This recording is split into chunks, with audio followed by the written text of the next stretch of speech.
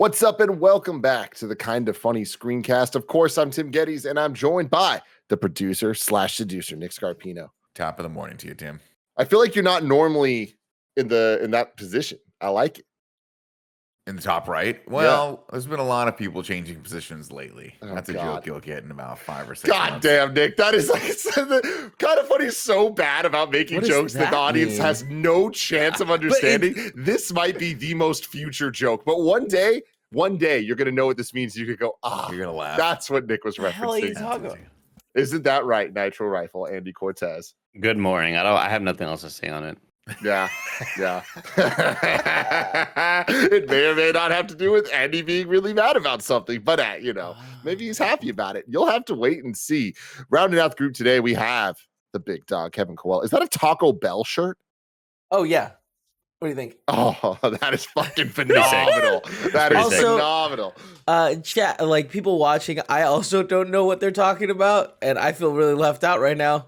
So just something to take note of. Couple months, couple years, who knows? One day, you too, Kevin. 2019. You too will know. This 20 years. This is the Kinda Funny Screencast, where each and every week we get together to talk about the latest in TV, movies, and trailers. And sometimes things pop off harder than normal, and that's going to go down this next couple weeks / months because we are going to be reviewing this show, Game of Thrones, House of Dragons. She-Hulk will continue, and starting next week, Andy Cortez will be hosting the Kinda Funny Screencast with Elise Willems and Lucy James for Lord of the Rings, Rings of Power. Very exciting stuff all around. Of course, you can get the show on youtube.com/kindafunny or roosterteeth.com. You can also get it as a podcast by searching your favorite podcast service for Kinda Funny Screencast, and we'll be right there for you. If you wanted to get the show live as we record it, if you want to get the show ad-free, you got to go to patreon.com/kindafunny, just like our Patreon producers, Fargo, Brady, and Molecule. But today we're brought to you by MeUndies, but I'll tell you all about that later. I want to get right into it. Game of Thrones is back. The game, as we used to call it a decade ago, may not have had the best ending in some of our minds, most of our minds, all of our minds, however you want to look at it. This is a spinoff. Game of Thrones is back. HBO's given it the premiere treatment. I want to start with Nick Scarpino. What did you think of this?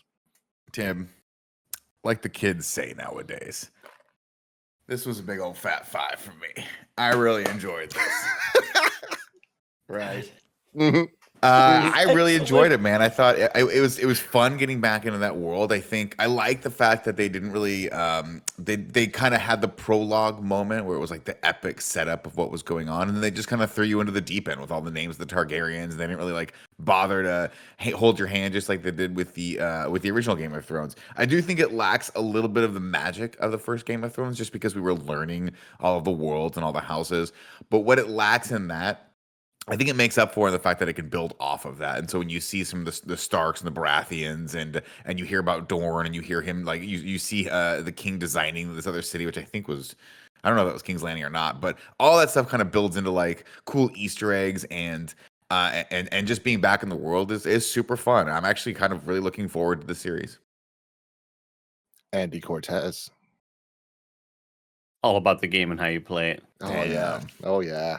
And this was kind of a mental challenge for me last night because I'm like, I don't know if I'm ready for this right now. For the heartbreak. And it was not necessarily even the heartbreak. I think just it was like totally by my fault, but it's like, okay, it's 10 p.m. Let me start this 180-hour JRPG. Right. Yeah. And that's a massive challenge for me because I found myself rewinding a lot and trying to get names down and subtitles. And I was like, man, I don't know if this is gonna work out for me. But goddamn, by the end of it, I legitimately out loud said it's fucking back. And I'll disagree with Nick in saying that, like, I think the magic is completely there, and I think it's just. I think all that has to be done is a really dope ass monologue with characters and like immediately you feel the drama and they just need to put a dope ass score behind it. And all of that worked for me immediately. And like the fact that this was an hour-long episode, and going into it, kind of a daunting task. Oh shit! Like we know of this family, but these are new characters. It's gonna take some time to. And by the end of it, like I think they just did such a great job with making you care for everybody, and everything involved. So I think they did a fantastic job, and I am along for the ride. I can't believe I'm saying that. Like if you would have asked me last week if I was super excited for this, whatever, I gotta watch it for Screencast. It'll be fine. But I am completely in. They did it. It's game time, baby. Mm-hmm. Big dog. Yeah, I guess I'm the total opposite of no one because this shit was dope as fuck. Holy shit! You know what I mean? Here's your Fat Five shirt. Let's go. Right away, they get us to like a really insane place where like everyone with me was like, I can't watch this. I don't know if I can watch this show. Oh yeah. But like also like we see the decisions and like the turmoil of like this dude and his dream and like. And like how that turns out, and you're just like, man, I am so invested in the politics of this world, and it's interesting because I think me and Nick before when the show was announced, was like, I don't know, like we understand how this is all gonna end, like I don't know how they're gonna be able to like grab our attention, and I think that they did such a good job doing that and like setting up these like factions, like already it's like.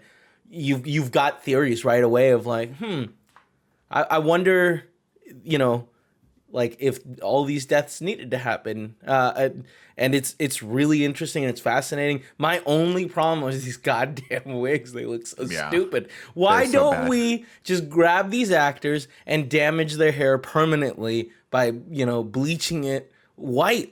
Come on, guys. I mean, Reese Evans' hair sacrifice is blonde. For art. You can just let him be blonde. He's the only one that doesn't have blonde hair. Right there with all of y'all. I went into this being like, man, it's a prequel. Usually not a fan of prequels in general. Game of Thrones did us so dirty, but I loved it so much up until the end, right? And when the theme started kicking in the beginning, I was like, immediately I'm like, oh fuck, they got me. And they're cheating. They're fucking cheating. They're playing the music. Like of course that was gonna get me. But then you watch it, you start seeing the costume designs, you start seeing the set pieces. Everything starts feeling like Game of fucking Thrones. It feels like the most premier TV could possibly be. Of course, there's some CG shots that look like the fucking Mos Espa podcast race. That's TV. I get it. It's okay. But overall, I am so fucking confused as hell about all the names. So it does feel just like Game of Thrones of yore. Like I remember not even the first season. Like I feel like throughout the entire thing, they start throwing some stuff at you and you're like, those names are oddly similar, but you know what? That's what subtitles are for. And just trying really hard to pay attention. This is one of those shows that's like you put your phone down, you can't do anything else. You are all in on it and it commands your attention. It really kind of like rewards you for being as in as they are in terms of presenting their story and what they're going for. I think that the focus on the Targaryen characters, I'm interested if that is going to be all that we get or if we're going to start getting a little bit more of the houses, because that is at the end of the day the thing I enjoyed most about the original series is how many different families were at play. Having said that, I think episode 1 does a really good job of showing the infighting of this one family and like the core part of the inner like the sector of the King's Landing. Like I'm like, damn dude, like these are all things that I'm familiar with. And in terms of the magic of Game of Thrones, like I like that it's almost magic in reverse where seeing King's Landing this way, this vibrance is like, oh wow, this is different. It's like the magic kind of is playing with our preconceived understanding of what this world is and who these characters are. And I think the greatest decision they made was to not just go like one generation back, but to go like hundreds of years back, because that means that we are not waiting for cameo. There's still probably room for some characters that have magic characters that have lived hundreds of years or whatever the fuck. Go for it, Andy. I'm right there with you, Tim, because I thought just based on what all the press was about and having not watched a whole lot of trailers, right? I think we maybe watched one or two, but I haven't been really up on the show like most other stuff that I'm super excited for. And I thought this was going to be the story of the Mad King. But it explicitly is like, it was 178 years before all of that took place. So I think I think going into it, I was like, well, whatever this show is going to be about, the king goes crazy at the end and kills a bunch of people. And I'm happy to learn that this is like a generation removed prior to that, which is pretty sick. Yeah, and you know, in terms of just coolness factor, like I love the use of the score. I love the use of like bringing back old, like the Dragonstone theme was in this, and like just actual old motifs from the original series, including the theme, dope ass versions of the theme. Although I will say, y'all, I hope that episode 2 remedies this. But like, are you really gonna bitch out and not give us an intro? Come on, like, come on. That is like something that gave Game of Thrones such like power. Let's not say one thing right now, guys. I don't carry a lot of cash, but I'm pretty sure I got $5 in my pocket. I will commit more money if they just make another one of those dope intros. Who's in? Who's with me? I'm with you. Like, you want us to build it out, like practically, or I just like, want to start a GoFundMe for HBO to Yeah. make a gosh darn intro for this thing, because I was waiting for it the entire time. I thought at the end I was like, oh, we're gonna see who all the major players were. It was always such a cool sort of chessboard to show who was going to be introduced and what were we going to be focusing on. And I just think the animations, that was just the coolest thing ever. I think I kind of enjoyed not having it, only because I feel like this show is trying to set itself apart and not ride the coattails of one of the greatest shows of all time with an all-time kind of not great ending. But I don't know. I'm very surprised by my interest in it. I think watching Game of Thrones and understanding that so much of the source material is like, so much of the writing is based off the actual source material, and so much of the actual things that the characters are saying. Like, when I'm watching that, I am giving 70% of all the effort to George R.R. Martin, because I know that a lot of the lines that the characters are saying are ripped directly from the book. I never just about cake. I hope that's in the book. And so going into this, I'm kind of like, what exactly are we pulling from right here? I think I could have done without the sort of, hey, every king passes this lore on to their heir. Yeah, the White I Walker wasn't a huge fan of that section, kind of talking about the Song of Ice and Fire, and I'm like, we don't need to do that. Like, I think the show was totally fine without kind of like, oh, that's from the show that came before, like, it's all right, chill out with that. It's okay. I was gonna say, I hope that is as much of a cameo as we get. Yeah. Yeah. Well, End it there. it's interesting though, because I actually liked it, and I actually liked it because I was curious, like, hey, is that going to motivate some of the moves politically of what she has to do here, because she has to sort of start preparing for this, because they don't know when it's going to come, right? They just know that there's a winter that's coming that's going to be really, really bad sometime, and every king has to prepare the realm for it, and a Targaryen has to sit on the throne, which, by the way, is cool that our Targaryen was sitting on the throne when it happened, which that's cool. It would have been way cooler if they had finished it. But I like that little bit of lore building, and I like that it didn't even occur to me, because I was looking at some of the casting, how I think this is the only episode where this actress plays, how do you say her name? Rhaenyra? Rhaenyra? I think we're calling her Ray. I think in the next couple episodes, it's her friend is Olivia Cook, and she's a different actor. So they're like, let's go, which is cool. But I'm Rhaenyra, Rhaenyra. So it's I think that might play into it a little bit. I would like it. I was expecting myself to kind of cringe when something like that came up, but I thought it was kind of cool to see sort of his Ernst when he said it. Tim, what's up? Real quick, I just want to let you know you can go to patreon.com/kindafunny to not get these ads, but for everyone else, here's some ads. This episode is brought to you by MeUndies. Of course, I'm Tim Geddes. I love MeUndies. It is very rare, if ever, that you'll see me not wearing MeUndies head to toe. I'm wearing the MeUndies shirt. I'm wearing the MeUndies lounge shorts. I'm wearing the MeUndies socks. I'm wearing the MeUndies undies. Of course I am. Everyone knows MeUndies for their super soft undies and comfy bralettes, but did you know that they make other stuff too? They have daily tees, shorts, rompers that add a little silky softness to your everyday. They even make hoodies for your dog. You know that Toretto and Moose be rocking those as well. MeUndies is your destination for all things soft and sustainable. For any first-time purchasers, you get 20% off plus free shipping and returns. To get 20% off your first order, free shipping, and 100% satisfaction guarantee, go to MeUndies.com/kindafunny. That's MeUndies.com/kindafunny. You're not going to regret it. You're going to love MeUndies, just like I do. MeUndies.com/kindafunny.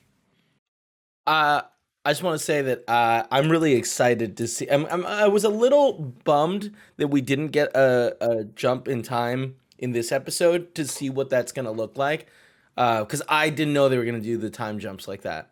I was just like, I think they talked about it in like the post, or something else was talking about like they're gonna be jumping through time back and forth to kind of show consequences of like the game that they're playing. Yeah, because And, there's for two that. different Rhaenyras. Yeah, two different actresses playing the young and the older version. Thank God for those post shows.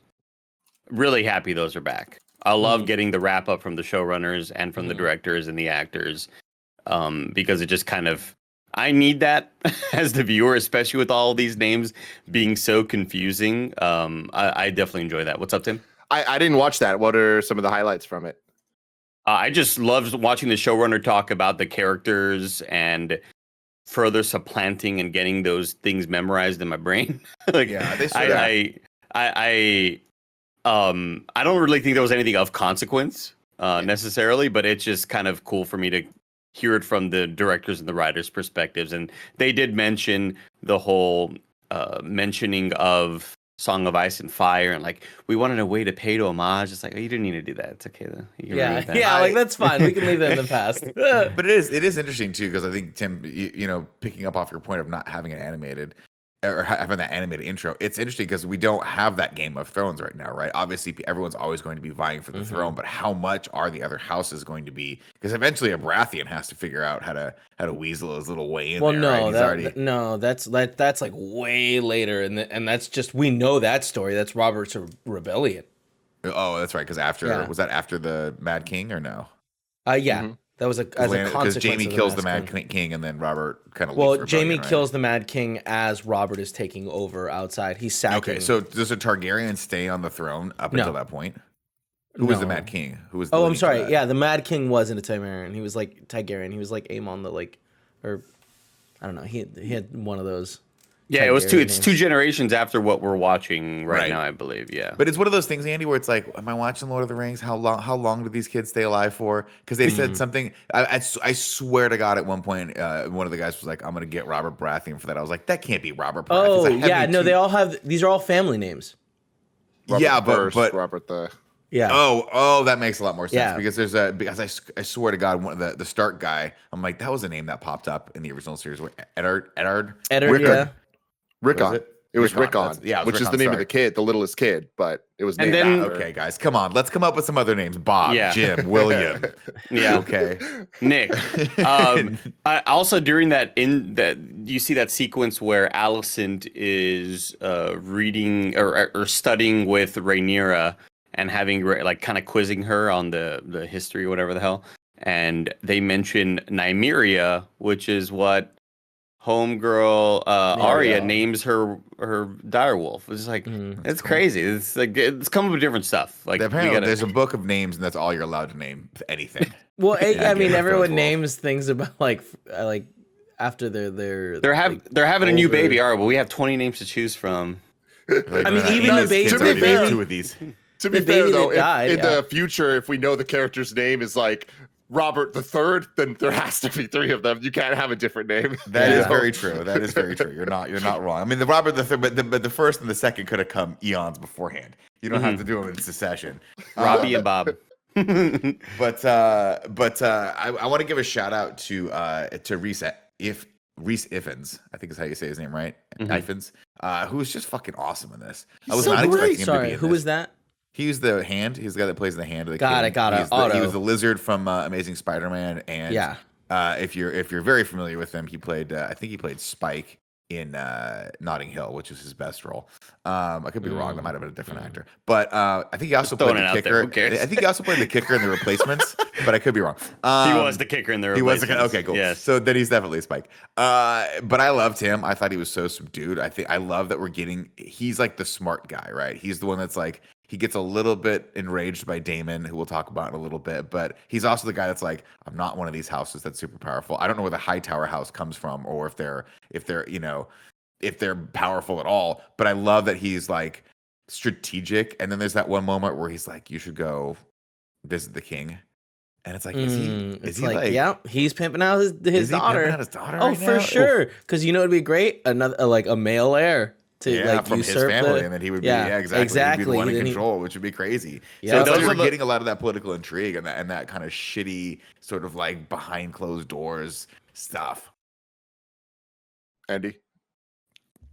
Okay. Andy's sneezing. Andy's sneezing right now. With that though, to me, all of the, I don't even want to call it nostalgia bait, because honestly, I think that it's such high quality shit that I'm happy they're committing to the score and committing to the things that we are familiar with so hard. Because on top of that, there is the layered characters and stories, and even more than that, since we know the rules of Game of Thrones, like we understand that the show goes there. I mean, they cut off a dick in this episode in like the first 5 minutes, right? But like, I love that in this one episode, they're like, we have to get everybody in and believe that this is Game of Thrones. This is what you know and love from it. And I feel like we know these characters introduced as well as we knew a lot of the characters at the end of season 1, just because they had the liberties and luxuries of being able to play on our understanding of stuff, where any character that was good in this episode did something that was so bad that you're like, well, I can't really like you, but that's Game of Thrones. That's the game. Like this guy, we're kind of rooting for him, and then all of a sudden he's pimping out his daughter. It's like, fuck, god damn it, you're an asshole. And I feel like every character had some moment like that. But yeah, I go for it, Andy. I will say it was kind of that kind of threw me off watching Paddy Considine as King Viserys. Yeah. Because all I can see is him in Hot Fuzz. Yes. All my God! Is the one of the two Andy's cops. You broke this for me, Andy. Damn it! Yeah, watch it. All I could see is that sequence where he just like pops back into frame. Like that's all I could visualize right now. So I thought that was like kind of an odd choice, even though I think he did a very, very good job in that role. And again, this is the first episode, and they are hitting you with some really visually fucked up stuff. Not just skulls getting bashed in, but everything dealing with the pregnancy and oh my god, horrifying. Like all of that, all of those sequences. Like, god damn, this is like, I feel like this is stuff that we're expecting to see seven episodes from now. Yeah, season 3 sort of stuff. But kind of just immediate heartbreak, setting the tone that hey, Game of Thrones is back, and you're gonna feel like shit every once in a while. So kind of like prepare for that. And that was something they talked about in the post show, which I thought was so cool. Where they were like, we wanted to juxtapose this tournament of these knights who have never been to war before. So all that angst and all that stuff, this is their battlefield. And then we juxtaposed that with what her mother said was our battlefield, which is giving birth, which is having to to suffer through that entire process. And that was just so incredibly visceral. I want to give a shout out to Paddy Considine, who I thought was perfect casting in this, because there's that great scene at the end with Matt Smith, who we haven't even talked about, who was like, I'm saving you. And he's like, from whom? He's like, from yourself, because you're fucking weak. And we know he is. We can, like, as the viewer, you're like, this guy's actually like, okay, he's got some problems and he's not the best king, but he's a bit of a pushover. He's kind of a pushover, and Matt Smith's not wrong. And we know what happens to pushovers. They get their fucking heads cut off in this first episode. So this guy's not long for this world. Let's just put it that way. The showrunners in that post show mentioned how King Viserys is another one of these peacetime kings, continuing several decades of peace and just trying his best to not have to do anything with war and not have to send out anybody. And like, it's all about keeping the peace. So you can kind of see that he is likely never the aggressor in any of these moments. Right. And you sort of see him kind of finally explode to his brother Daemon at that sort of final sequence of like, I bet you he's never lashed out like that in his life. And he's finally like, you did what? You celebrated the death of the king for a day? What? Like, that scene was like so heartbreaking and so fucked up. Go ahead, Tim. I need to leave real quick, so I just wanted to say my last thing, bringing up Matt Smith. Like, Andy, we have a couple simple rules here, right? When it comes to dope, cool things. Number one is just two equal-minded characters playing chess. You know what I mean? You give me a Professor X, you give me a Magneto, just sitting down, play some chess. Nothing cooler than that. Number two coolest thing. Dudes sitting on thrones that aren't theirs, kind of slouching a little bit, right? Always fucking cool. And Matt Smith just doing it. And it's like, that is absolutely beautiful. There's a third thing that I didn't realize to add to the list. And that is board sliding on a rail with your own body. Oh, because man. he fucking does that shit. And it was the coolest thing ever. Sure, he was getting Yeah, fucked that was up, not good, but he yeah. looked badass doing it, Well, dude, man. how about that his- armor, that the horse armor? Yeah, the Let's armor. go. So- Tim, What's up, before you Kev? leave, do you know what the acronym for the show is? No. It's Hot D. Hots?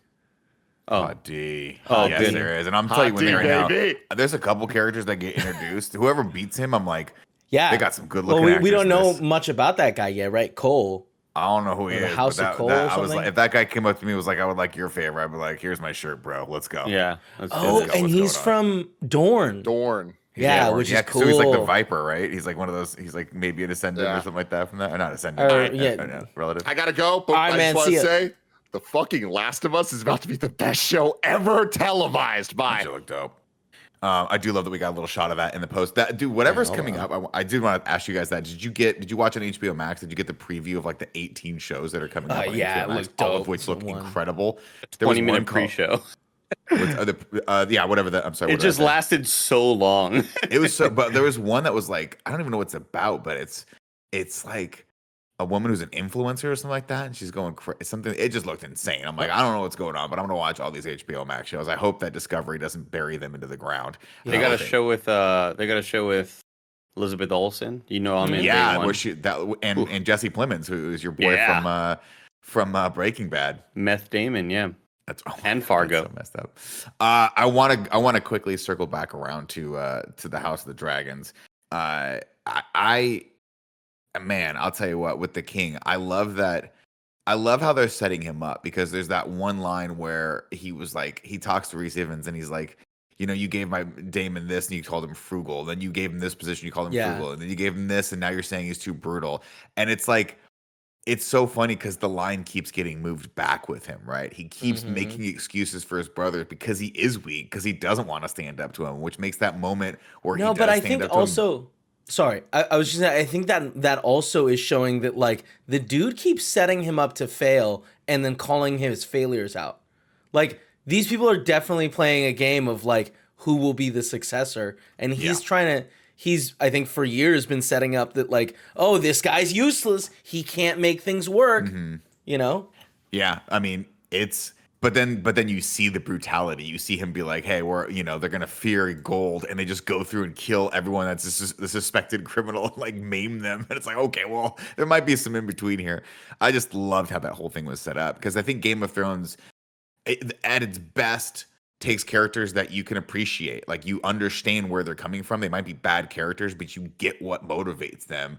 And there's a little part of you that's like, oh, man, I kind of want Matt Smith to win now. I kind of want him to be like, maybe he would be a better king than the other guy. Maybe Rhys Evans would be a better king. Who knows? Well, but I'm interested to see how the whole thing unfolds. Matt Smith is definitely going to bring the drama. Like, that's clear that this is kind of all coming to a head, and we're only in episode 1, and you can already tell that, which I think speaks volumes about the show so far. Yeah. And I mean, no better visual storytelling than King Viserys cutting his hand on the throne. Right. It's like, And here he's it is. back Like, how- with that infection. Here it is. You know, Right. oh yeah, so gross, Ah. so gross looking. But what was is that it- medicine they were rubbing on, or was that pus? No, on the I think that was infection. pus. Pus out of it. Like Yeah. it was looking a little grayscaley. Yeah, you got it. Oh, interesting. Oh, I didn't even think that. I That's just- interesting. So you think he has to go away? Maybe Maybe that's how they get him out of there. Is he's got maybe. the grayscale. I forgot all about that. I'm very They excited didn't do to see anything with it. What's Sorry. that? I was like, it's because they stopped doing stuff with the grayscale. What In happened the with that? like Who was the? they Oh, just it was, found the cure. The sexy guy, right? That was like the older guy. That the was like older kinda, dude, like, yeah. yeah. But one of the it's not maester that we referring were to the friends sexy with, guy. Sam, Why? Sam, He was just so sexy. Sam, Samuel Tarley. yeah, he figures out like He he looks figured in it the out, right. notes, which maybe we'll see the notes get like created in this Mm-hmm. series. That might be a fun like small throwback. Well, we got a reference to the library, right, or whatever that was of the Yeah, the so scepters that's or whatever they old, were. in Old Town. So that's the high towers are called High Tower because they control that area, and the tower in the middle is the High Tower. That's so cool. Yeah. That's so rad. I'm in, man. I was Mm-hmm. I'm with Andy and you guys where I just thought like this will be another fun show to watch for a few weeks, and within it's just the quality of it all and the fact that they're willing to just show you whatever the heck they have to show you to get the story across. That really kind of pulls you right back into the series. So I'm literally gonna recommend this for everyone. Do we have any theories yet for you guys? Theories as to how this whole thing plays out. Yeah, No, or I like don't even want. what things are in play. I think I don't know. It's too early for me to even want to speculate. Like I don't want to send my mind down one rabbit hole and then suddenly, Ralph Boner's in this shot, and I'm not trying to have any of that. Ralph Boner. Yeah, WandaVision. I remember that. I have no theories yet because I cannot remember any of the people's names. But I don't know. Just seeing Matt Smith jump on the dragon at the end, I'm like, okay, well, some shit's gonna go down because he's got his own personal dragon and I think he's got a majority of these people have personal dragons. I think they've said at the end we're gonna see something like 19 dragons in total. And his dragon was cool. Gotta remember all their names. His dragon with a long neck. Like a really, he has a dragon. Really he's been given 2,000 soldiers that are super brutal ex-criminals, so he can fuck some shit up. Well, yeah, he runs the gold cloaks, right? Yeah, which is cool. Are those the gold cloaks? They're not an offshoot of who were the personal guard that Lannister was a part of? That's it. The gold cloaks. That's the gold cloaks, right? Yeah. So is the dude that's bald with the beard? Is he one of the gold cloaks, or is he something cooler? Because he's cool. I think he's one of the gold cloaks. Okay. It's not super clear if the gold cloaks are protecting the king right now. But like they definitely will be the protector of the king in the future. And I believe Daemon, right? Daemon is the one that essentially creates the gold cloaks to what they are now. But that may have already happened. I just love that there's not like immediately introduced in the episode. There's so many different opposing powers that could at any moment put their chips in, and we have the queen who never was. That we have that side of the family. She's angling for something. Yeah, I mean, also the queen that never was watching, like the future male heir get turned down, and it to go to the king's his daughter, first daughter, which is exactly what she was petitioning for, 15 years earlier, right? But because of the patriarchy, she didn't get it. Right, that's gonna piss some people off, right there. Definitely gonna piss some people off. I think Otto's up to a lot of shit. Well, I mean, initially when we see Otto introduced and he's there at the table and it's Rhys Ifans' character, Nick, and I'm like, oh, there's a little finger. And I love just kind of immediately making those analogs of, oh, the bald guy with the beard, that's that really nice Sir Barristan or whatever his name is. Like, there's all, like, every character kind of has those archetypes of, you're going to like them for this much, and then they're going to do something really fucked up. And this person's really shady from the beginning. And I think all of that is just super familiar and easy to get back into, especially in this world. But I just want to touch on that outro sort of coronation. It was bringing in Rhaenyra, and kind of naming her as the heir, and I think all of it leading up to that with the score behind it, and then the credits hit, and it's just like I didn't know I missed this feeling that much. And when those credits hit, like I'm just kind of in my room and I'm like standing up by this point. And I'm just like, it's fucking back, dude. That's all it took was one episode where we're getting introduced to names we're familiar with, not characters. We don't know anybody here. Yeah. We don't know any of these actors. And all it took was about 58 minutes for me to be like, fuck yes, dude, give me 9 more of these. Me too. I mean, I'm right there with you. Just as a quick clarification, Buckman234 in the chat says bald beard guy is a Kingsguard, not a gold cloak. I think the Kingsguard are the same cloaks. thing. Yeah.